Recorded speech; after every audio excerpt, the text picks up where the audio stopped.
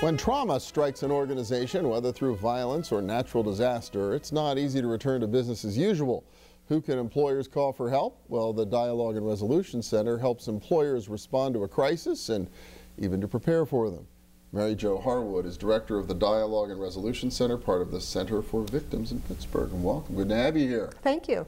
Yeah, I mean, we hear about these horror stories from time to time, whether it's incidents such as the shooting at Western Psych, LA Fitness locally, the kinds of incidents we've heard in Boston and other parts of the United States.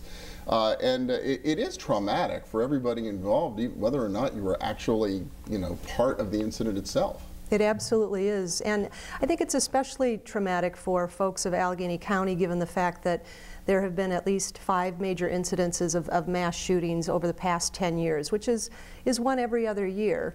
And what we know is that the folks who have experienced such incidences revisit it every time they hear of a similar incident that's taken place either locally or nationally. Wow, to have that dredge up. So your organization, can go into an organization after an incident like that and really work with everybody there who's been affected by this in some way? Yes, absolutely. Our staff is trained in crisis response.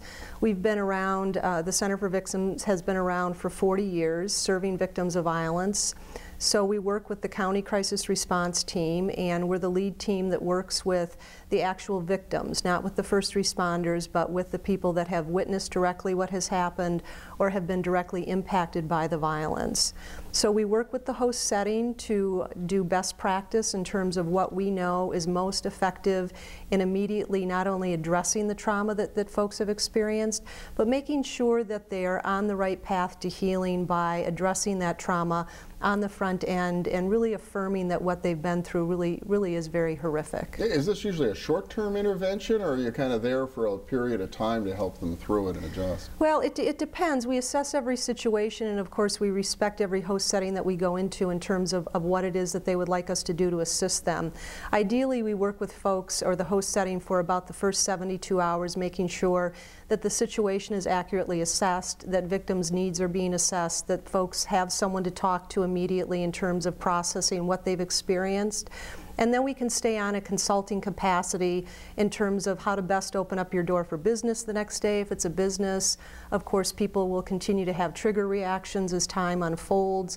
So to be there and be a support when that's happening to the victims, and to really normalize that what they're experiencing is not out of the norm, but what you would expect someone to experience that's just witnessed something horrific. In many of these cases, mental illness is often a factor. There are other cases where it seems to escalate workplace tensions and everything else. Ideally, if you get ahead of this, it might be possible to prevent some of these types of incidents. Well, the other service that our agency provides through the Dialogue and Resolution Center is opportunities for employers to look at workplace competency in terms of resolving conflicts. So we work with leadership, we work with human resource directors so that conflict can be handled in a confident and competent way.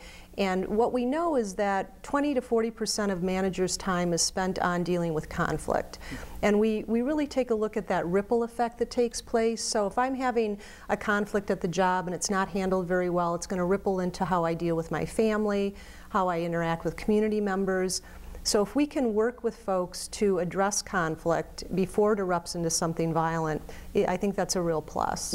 Sometimes do you find employers or managers or whatever are just sort of in denial about how bad it could get, or the reality of the conflict? Sure. Well, I think people like to think of themselves as effective at dealing with conflict, but really when you look at the fact that none of us have come through school systems or quite often even raised in ways that we deal with conflict effectively, some nice opportunities to really sit down and carve out a day in which you look at some tools that help you address conflict so that it reduces everybody's stress but still keeps people productive is just a wonderful opportunity. It's a win-win for folks. Is this something you have to do with a variety of managers within the organization to be effective? Is that how? Ideally, we like to work with the management structure so that really is a trickle down. If the managers are really really modeling effective conflict resolution skills and conflict competency, then the employers are going to feel more, or the employees will feel, I think, more comfortable addressing things in a constructive way. And then you get people talking to each other in really constructive conversations versus bumping heads and having arguments really then erupt into anger and violence and dissatisfaction all the way around. Oh, that's really a tremendous thing to be able to help organizations with. I imagine a lot of them aren't even aware that the service exists here in the region. So if an employer wants to find out more, how do they get a hold of you? Oh, they can call our 24-hour helpline, or they can look us up on the website at the dialogueandresolutioncenter.com or the Center for Victims, and we can definitely meet with them and see what it is that they need. Wow, very good. Well, it's a terrific service, and unfortunately it's one that we really seem to need these days. Mary Jo Harwood from the Dialogue and Resolution Center, thank you so much. Thank you. Yeah. And we'll be back in a minute with a little dollars and cents. Stay with us.